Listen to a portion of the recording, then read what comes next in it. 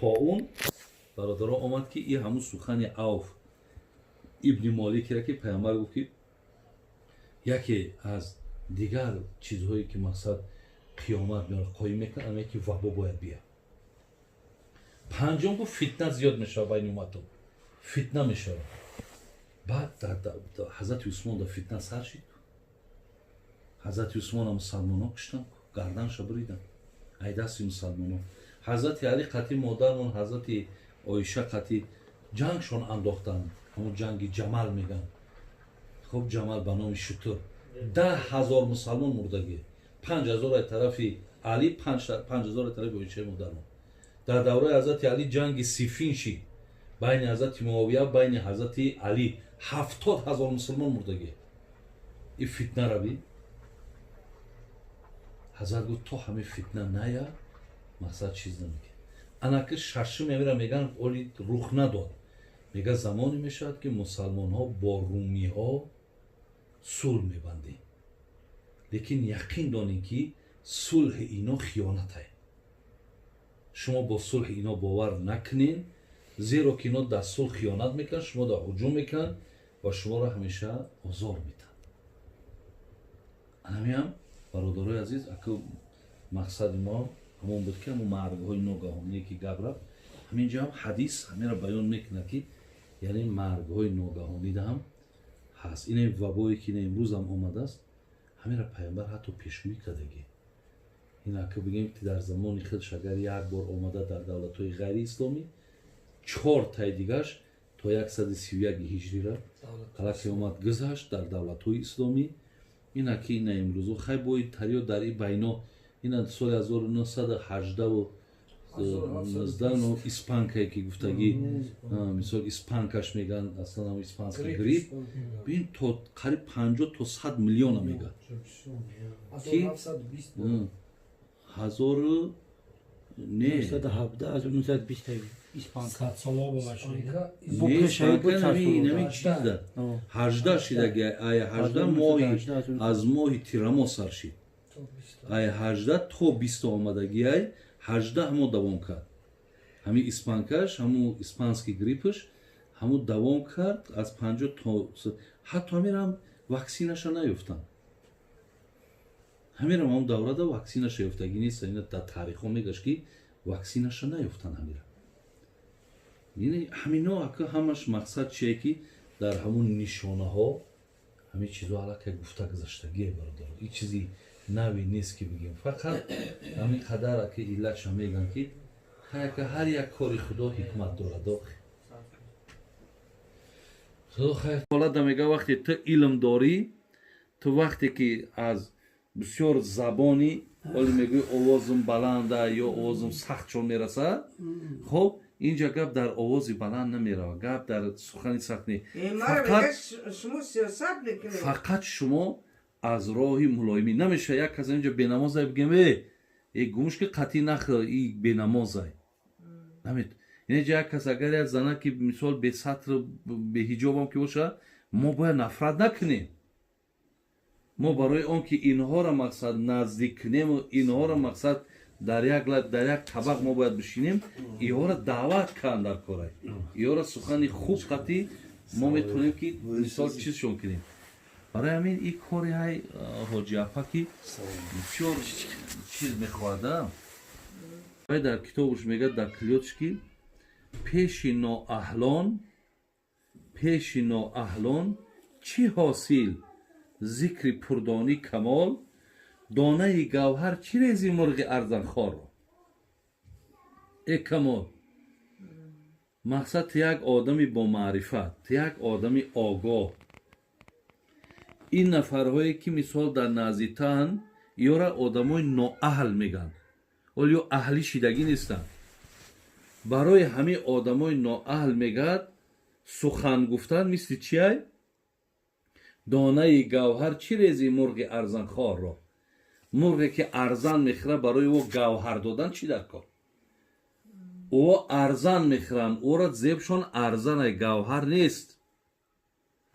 برای همین ما باید بدانیم که با کی چه خیل گپ میزنیم.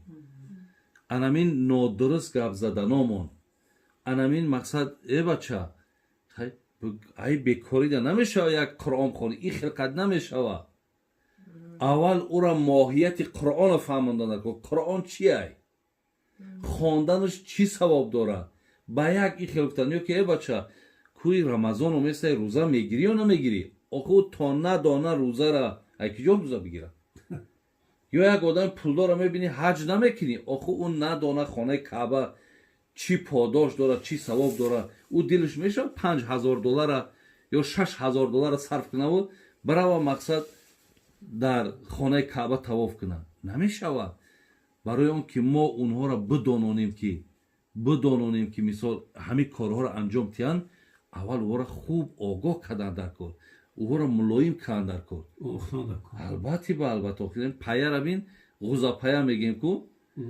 карчовкаш ки чхела чинданаш мулоим набоша ура мезани дӯст писомон як вақт мекандем ҳама маиб шидагӣ буд не ки карчовкаш ки кина ҳам қақшура ки ҷамъиш мекунӣ ки ёра гуфти тозира карчовка кан дар кор аввал мулоим мекунӣ баъд мақсад даъватта мекунӣ гап мега рост мегӯӣ ман ҳамон аллоҳе набудам ки барои ту шунавоӣ додам ин неъмати шунавоиро биҳозир худат ки шунавоӣ надошта бошӣ бо як дарди дигар дар болои дардат зам мешавад яке гӯшакот ки мешунавад бибин чӣ қадр неъмати бузургай ай шунидани ин мисол гӯшот бо ҷонат медамад бо вақтакат хушай бале худо мегӯяд ман аллоҳе нестам ки барои шумо шунавоӣ додум барои шумо биноӣ додум барои шумо мисол қалбҳои зикркунанда додум лекин дар ивази аллоҳ чӣ миннат мекунад мегӯяд қалилан мо ташкурун лекин шумо бисёр кам аллоҳро зикр мекунед кам шукр мекунед яъне дар ивази ин мақсад атоҳои ман باید شما شکرگزار باشید. برای همین حضرت نوح را الله مهربان وصفش با همین که بسیار بنده شکرگزار بود.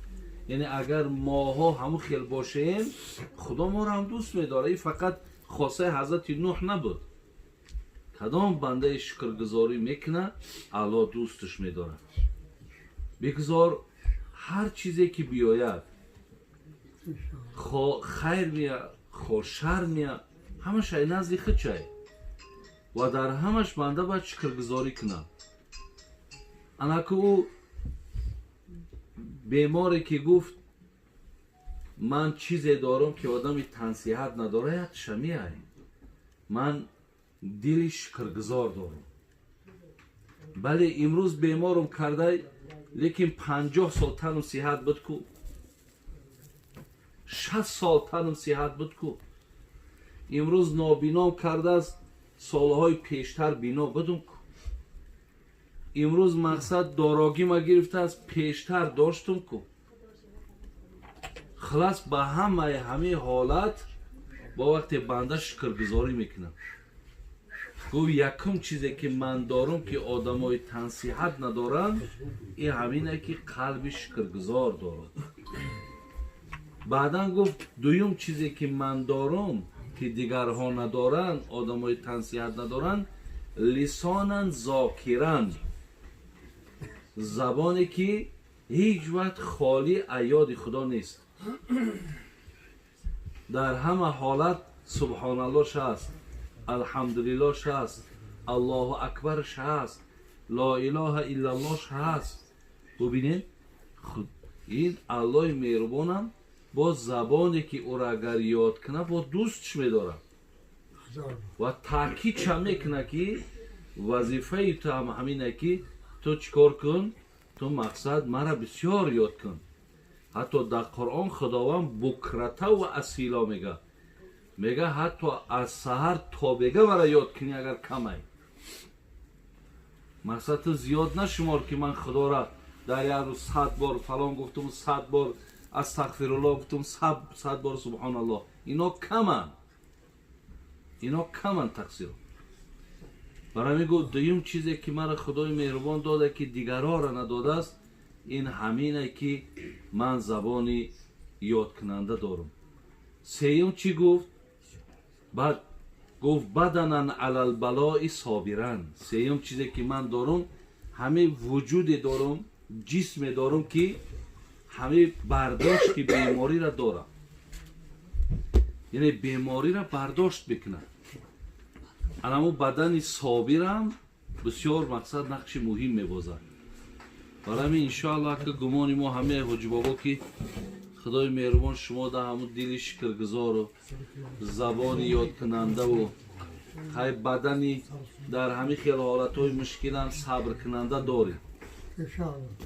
برای همین انشاءالله اینا همش کاری خیره حاجی بابا. با تقدیر خدا همیشه تن دادن در کار. الله مهربان سپاسگزاری کردن در کار. برای مؤمن تنی صحتش هم خیره، بیماریش هم خیره، همش خیره. البته خدا حفظتان کنه. بیان کردنم حضرت از روی همین حدیث خودش میگه که خواستگار نداد که همین مثلا چیزای بده یاد کنن. گفت سل عن الخیر ولا تسأل عن الشر. و تو من بپرس که بهترینش که و خیلی گندهاش چی میپرسی من. بعد وقتی که سوال کشید بعد گفت شر و ناس علماء فی الناس.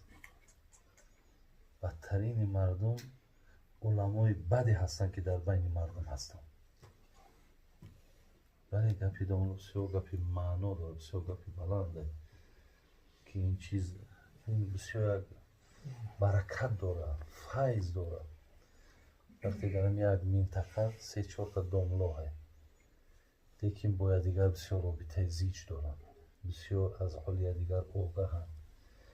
گفتی حضرت داملام که وقتی یک جا هم که روان در بین دیگر تا مقصد ناراحتی نمیکنن که مقصد چی بایی هسته نیسته یا که خدا پرده کنه که با ایزونای ویش نباشیم که فلانی را بوی خیمه را نگو. اینش باید همه خطرناکتر شد. برای بسیار خوب برکت بدیم بخود.